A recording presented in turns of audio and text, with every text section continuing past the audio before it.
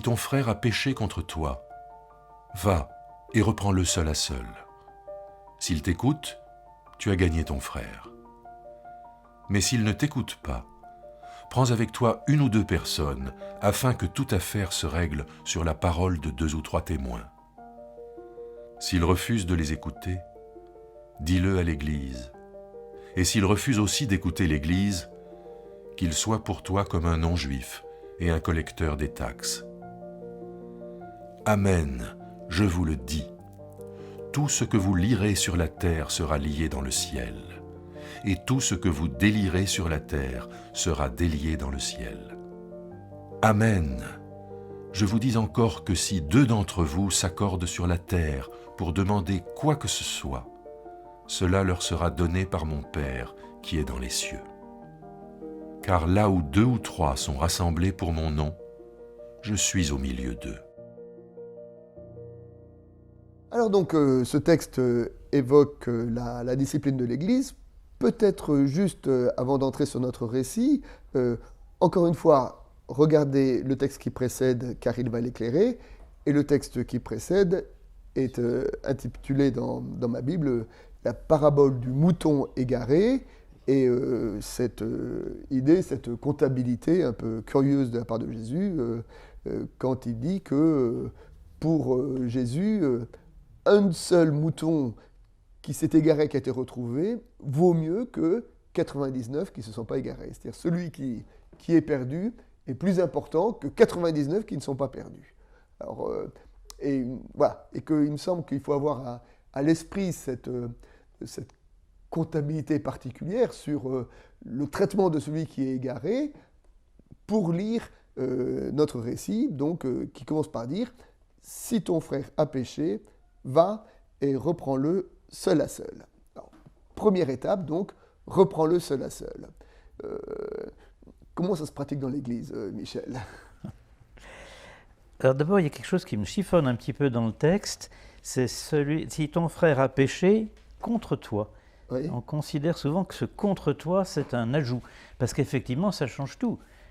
Si ton frère a péché, il s'agit de la discipline de l'Église, comme vous disiez. Effectivement, ça appartient à toute une série de prescriptions et de paraboles qui concernent le fonctionnement de l'Église. Donc il s'agit de la personne qui s'est un peu égarée, enfin qui a péché. Mais si on ajoute contre toi, on passe de l'organisation de l'Église à un problème personnel.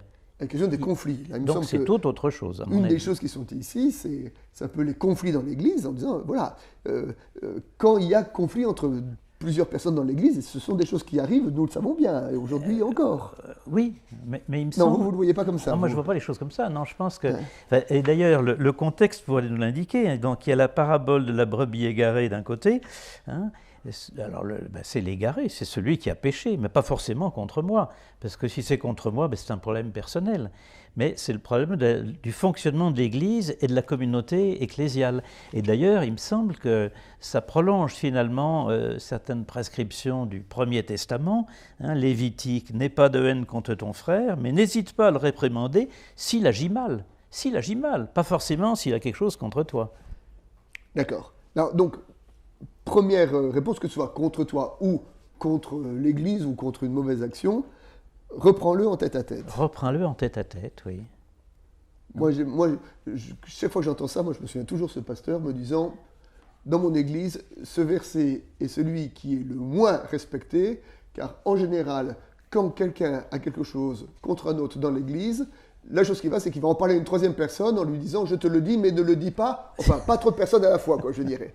Et que la pratique, c'est plutôt d'aller se plaindre à un tiers plutôt que d'avoir cette espèce de...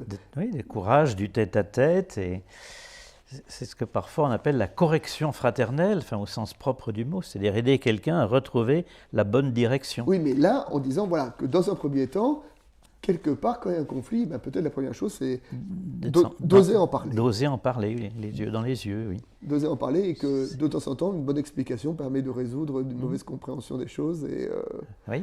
Voilà. Donc, première étape. Première étape, oui. Les yeux dans les yeux. Et puis, si ça ne marche pas, deuxième étape. Deux ou trois témoins. Intervention d'un tiers. Oui. Alors ça, c'est une règle juridique essentielle en Israël, hein. Il faut qu'il y ait au moins 2 témoins pour attester, c'est le cas de le dire, un acte, hein, et en particulier un acte délictueux. On voit ça d'ailleurs dans le récit de la Passion. On convoque toutes sortes de témoins qui disent des choses fausses, et puis, le grand prêtre a dû dire chance, hein, il y a 2 témoins qui disent la même chose. Celui-là, il a déclaré qu'il pourrait détruire le temple de Jérusalem et le construire en 3 jours. Ah, ça y est, enfin un témoignage solide. D'accord, voilà. Bon, alors il faut aller savoir qu'à cette époque-là, dans les tribunaux, il n'y avait pas de police scientifique comme aujourd'hui, et les actes de justice étaient uniquement rendus sur le témoignage. Sur le témoignage. Et c'est pour ça que dans la Bible et dans les écrits extra-bibliques, il y a tellement d'insistance sur la sincérité du témoignage. Parce qu'on sait que c'est du témoignage que dépend le caractère juste d'une décision juridique. Oui. On peut penser au livre de Daniel aussi. Hein, le petit Daniel. Vous aimez bien Daniel? Arrive à court. Oui, j'aime bien Daniel, c'est rigolo. Oui. C'est parfois à la fois Tintin et Milou et à la fois l'Apocalypse. D'accord. C'est vrai, il y a des passages qui sont très rigolos dans le livre de Daniel. Alors, par exemple, on accuse la chaste Suzanne d'avoir forniqué. Il y a 2 vieillards qui l'accusent. Oui. Et alors, le petit Daniel Daniel... Grec, ça. Comment ? C'est Daniel Grec, non? Oui, c'est Daniel Grec. Oui. Et alors, le petit Daniel, qui a 12 ans seulement, interroge séparément les 2 témoins, et ils ne disent pas exactement la même chose. Donc, ils sont confondus, et c'est eux qui vont aller au supplice à la place de la chaste Suzanne. D'accord. Alors voilà, donc l'importance des témoins. Mais là, revenons un peu à la discipline de l'Église. Excusez-moi de revenir au niveau pratique. L'intervention d'un tiers. L'intervention d'un tiers, là aussi, souvent, quand il y a conflit, on voit bien que quand le conflit est un peu douloureux, les personnes ne sont pas objectives dans la façon d'appréhender ce qui s'est passé. Et de temps en temps, que d'avoir une parole extérieure qui est, entre guillemets, un peu plus objective, permet peut-être de nuancer les propos et de replacer à leur juste place, de relativiser les raisons du conflit. C'est une chose qu'on est en train de redécouvrir dans l'école française. Hein. On fait intervenir, il y a des médiateurs qui sont parfois des élèves eux-mêmes, hein, qui aident à voir un conflit entre 2 personnes avec un point de vue différent. Et effectivement, ça change tout. Donc l'école française... Et biblique, qui l'eût cru. Qui l'eût cru, comme vous dites. Hein. Bien.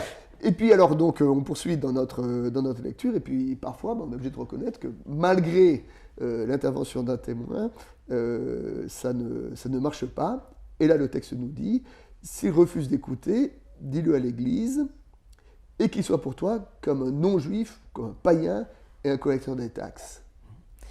Alors, ce qui est intéressant, c'est que le début du texte reprend presque mot à mot une des règles de Qumran. Ah bon? Les frères se réprimanderont l'un l'autre, donc le début de notre tentative de règlement du conflit. Oui, et comme vous l'avez dit vous-même, qu'on trouve déjà dans le Lévitique, hein, reprends ton frère. Tout à fait. Donc c'est une vieille tradition qui est là. Tout à fait. Les frères se réprimanderont l'un l'autre dans la vérité, l'humilité et la charité affectueuse. C'est gentil. Et qu'on ne présente une affaire devant la communauté, devant l'Église, sans qu'on ait d'abord sermonné le fautif devant témoin. D'accord. Donc voilà, maintenant, oui, qu'est-ce que ça veut dire être un païen un collecteur de taxes, hein, autrement dit, un païen, un non-juif, je crois que c'est pas mal comme traduction, hein, ethnikos, quelqu'un qui vient des nations, donc c'est pas forcément un adversaire d'ailleurs, hein. Voilà, c'est quelqu'un qui est éloigné. Et quant au collecteur d'impôts, évidemment, c'est le prototype du faux frère absolu pour les Juifs, parce qu'il est à la solde de l'occupant romain, etc. Il met une partie des impôts dans sa poche, enfin, c'est l'affreux Jojo par excellence. Cela dit, dans l'Évangile, il arrive souvent que les non-juifs et les collecteurs de taxes... C'est cité souvent ensemble. Hein. Soit cités ensemble, et soit même...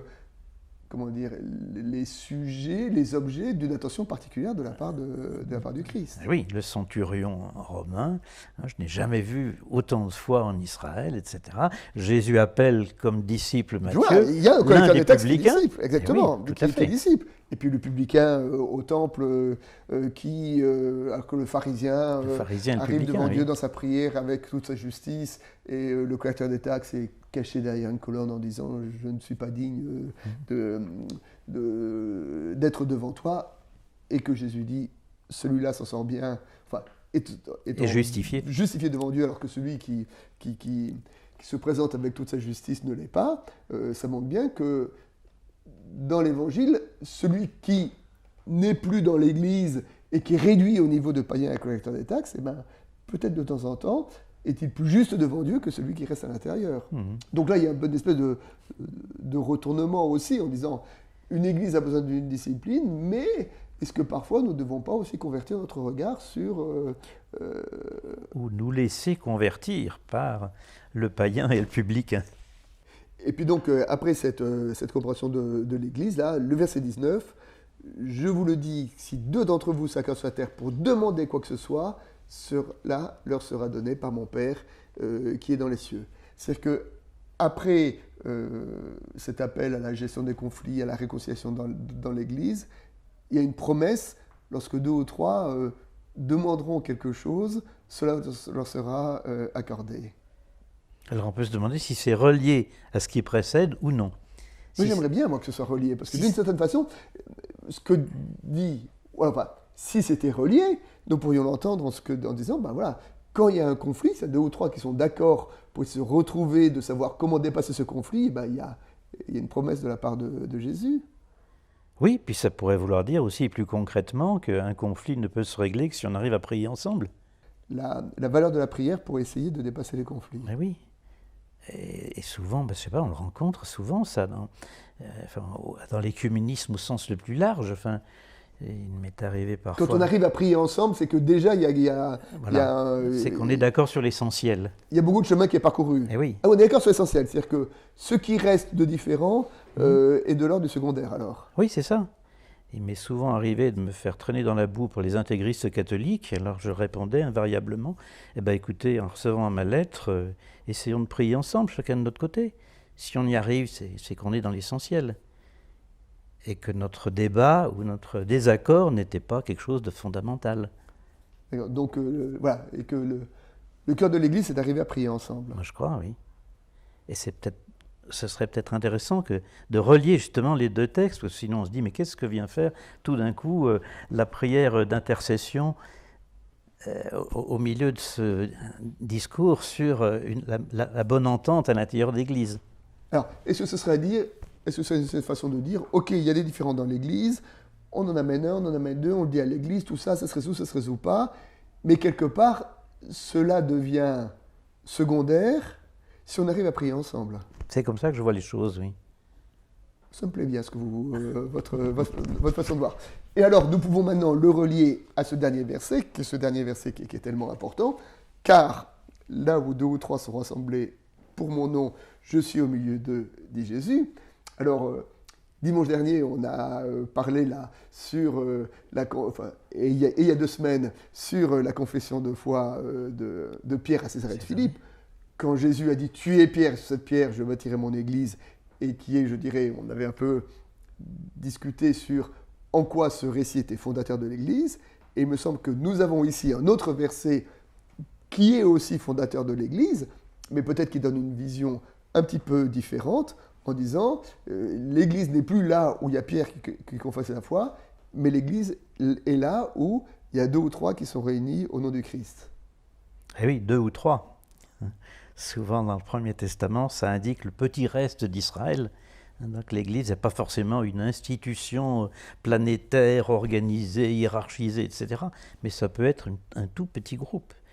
Non pas une église, mais une ecclésiole, comme disait un de mes amis. On parle aussi, enfin les catholiques parlent souvent aussi de l'église domestique. Une famille, un couple, peut être en lui-même une église, si du moins il se rassemble en son nom. Donc dès qu'il y a un groupe d'hommes et de femmes qui sont assemblés au nom du Christ, quels que soient les lieux, quelles que soient les circonstances, quelles que soient les institutions, il y a l'Église de Jésus-Christ. Vous diriez ça ? À condition peut-être que ces personnes justement s'entraident à écouter la parole de Dieu, s'entraident à ne pas faire dire à la parole ce qu'ils ont envie d'y trouver. Et je crois que c'est important, cette médiation. Un peu comme la médiation était importante quand il y avait un conflit à l'intérieur de l'Église, moi je crois qu'il y a une médiation mutuelle qui est importante pour la lecture de l'Écriture, afin que dans l'Écriture, on arrive à entendre ensemble la parole de Dieu. Donc ce serait une invitation, quand on est entre nous, à être Église dans une écoute partagée. Dans une écoute partagée. Là où 2 ou 3 sont réunis en mon nom. Oui. C'est là où le nom du Christ est... fédérateur, d'une certaine façon. Ouais, partagé, recherché dans un groupe. Là, il y a Église.